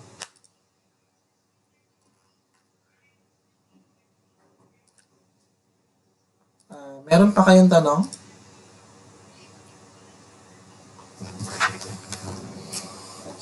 So, hindi nyo na ako nakikita. Kaya magpapakita ako sa inyo. Yan. Meron pa kayong tanong, guys?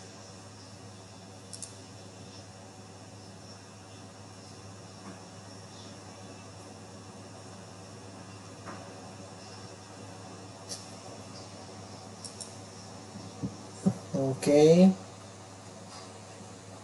If may tanong pa kayo, wait ko lang yung chat ninyo.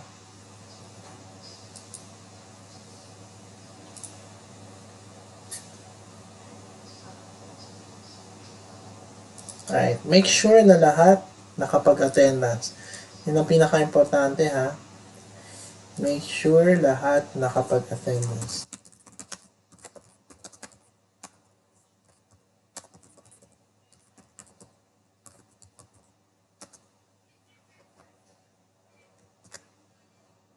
Click nyo lang yung link. Sisend ko rin yung link na yan sa sa Facebook group. Sa Messenger chat.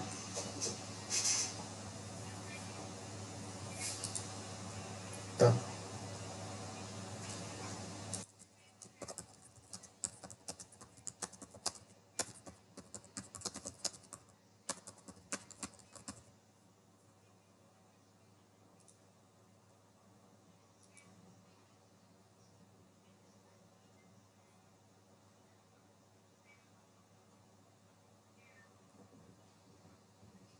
Yung module, sir, nasa group na.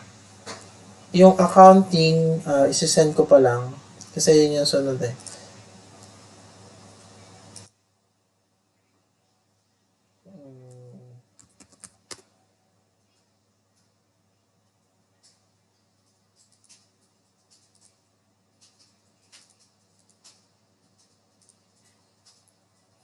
Ito yung pagkakasunod-sunod ng mga topics natin.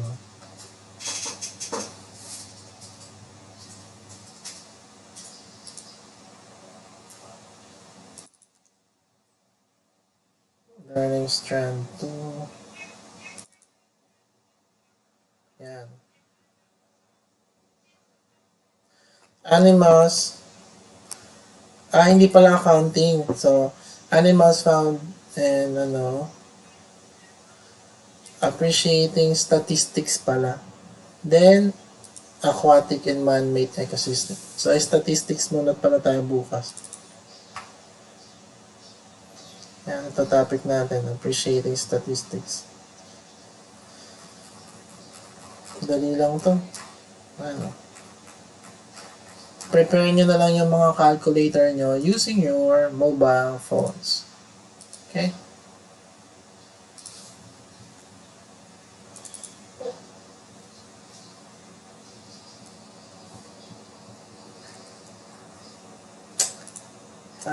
Bagal.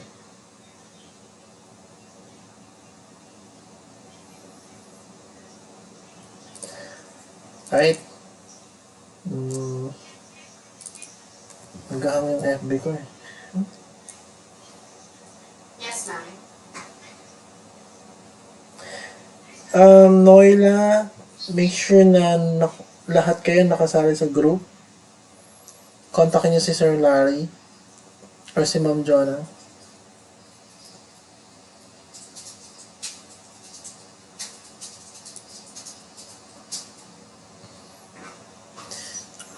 Babalikan ko na lang yung chat later. Hindi na ako kuma-add ko kayo. But not promise ha. I can't promise that. Right? So, i-leave ko lang itong kung may tanong kayo, pwede nyo tanong. Yung sasagutin namin. Right? Yun ay sa inyo.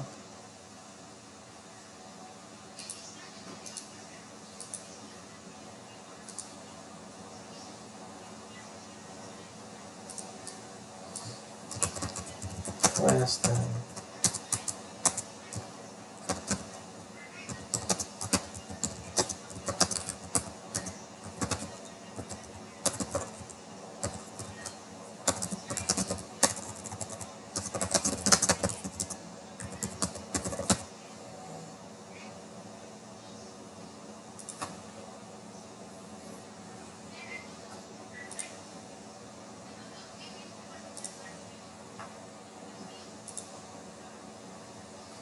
Good night, guys.